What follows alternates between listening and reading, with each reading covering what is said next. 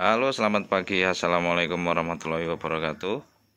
Kembali lagi bersama saya kawan-kawan di channel Agus TG. Pada kesempatan kali ini, di hari yang cerah dan berbahagia ini, saya sudah disuguhi dengan bahan bonsai saing simbur yang ukurannya tidak terlalu besar.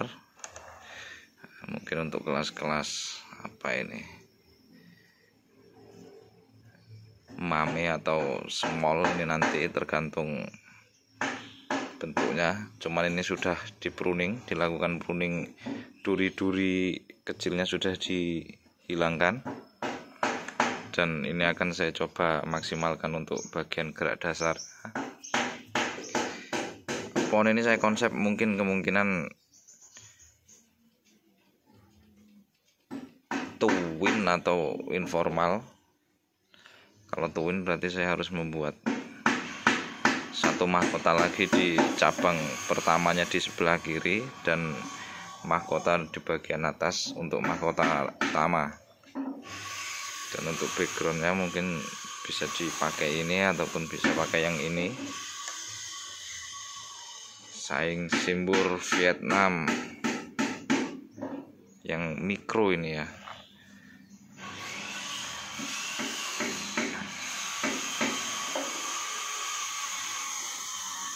Untuk perakaran cukup lumayan.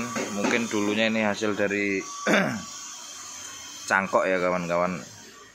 Komposisi akarnya seperti ini, dan nanti akan saya lakukan pemilihan akar juga. Nah, misalnya akar-akar seperti ini kan agak kurang enak kalau nggak disusun, tapi untuk penglihatannya sudah nampak natural bagian akar. Sebelum saya kawat dulu, ini sudah saya beri pemotongan untuk segi tahapan. Di sini ada yang saya potong, nah ini, dan di bagian atas ini juga sempat saya potong. Di sini ada cabang yang mengganggu, saya potong. Di sini juga saya potong bawah, dan ini saya potong.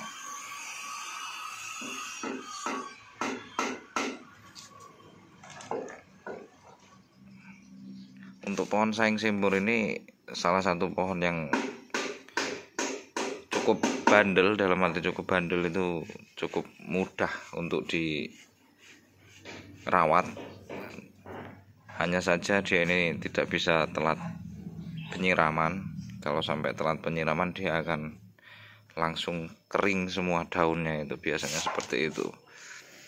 Walaupun kambium kadang masih basah, ketika telat penyiraman daun sudah mulai kering, itu kebanyakan biasanya pohon itu akan almarhum atau mati.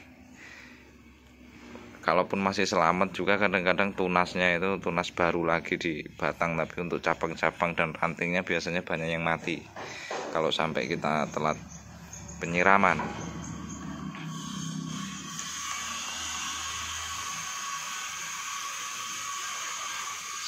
Untuk rekomendasinya, pohon ini sangat bagus untuk dijadikan bonsai, didukung dengan daun-daunnya yang sudah amat lembut, kecil, dan tingkat kelenturan batangnya juga sangat bagus. Untuk segi penuaan dari karakter pohon saing simbur ini, ketikanya tua nanti di bagian kulit kambium pada batang-batang ini sedikit agak mengerak gitu. Dalam arti mengerak itu seperti kayak disayat-sayat gitu, tapi ini secara alami pohon ini ketikanya menua nantinya dan terlihat bersih, sedikit kekuning-kuningan.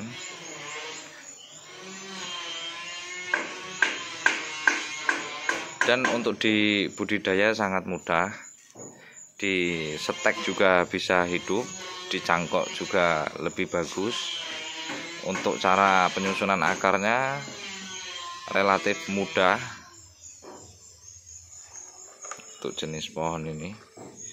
dan dicangkok juga dalam jangka mungkin setengah bulan sudah tumbuh akar yang banyak, dan untuk diprogram akar keliling cukup bagus. Oke kawan-kawan, saya lanjutkan untuk pengawatan dulu sembari kawan-kawan sembari ngopi sambil disimak cara saya pengawatan. Saya menggunakan lajur pengawatan yang seirama saja atau searah saja.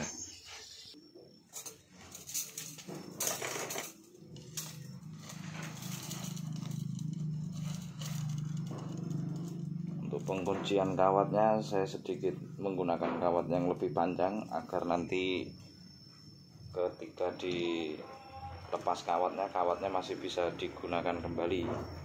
Jadi tidak saya potong terlalu pendek.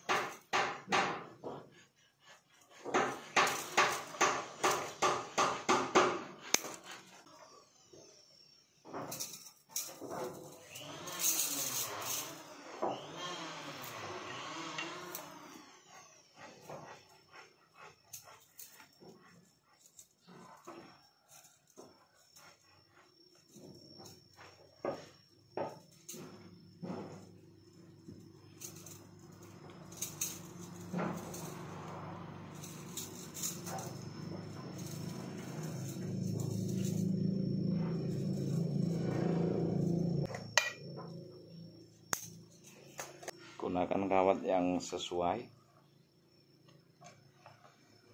ukurannya agar saat pengawatan pohonnya terjaga tidak patah.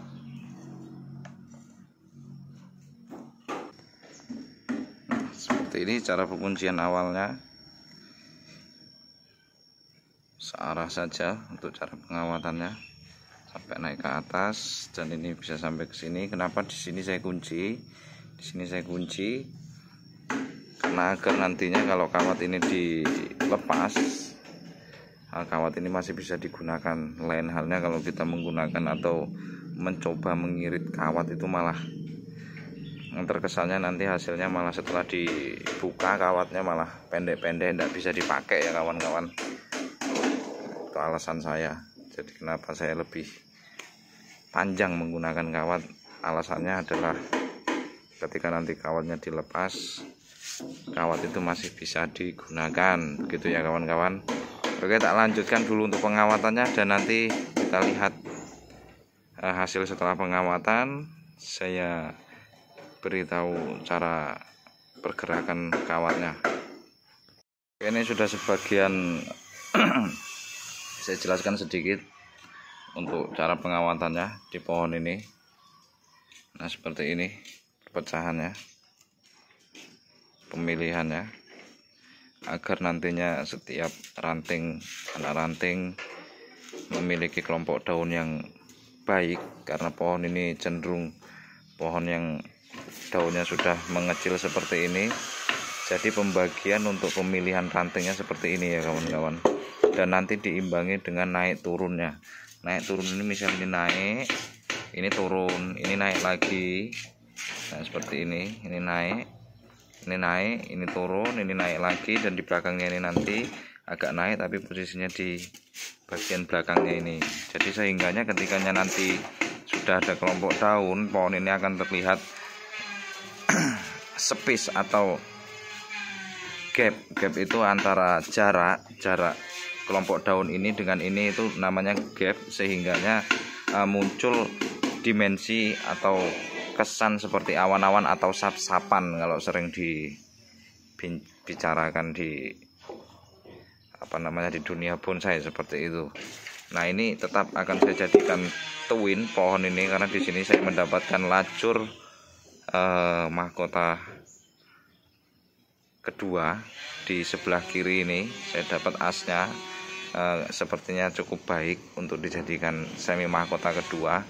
Akhirnya saya putuskan pohon ini untuk menjadi twin, informal tapi twin, memiliki dua mahkota.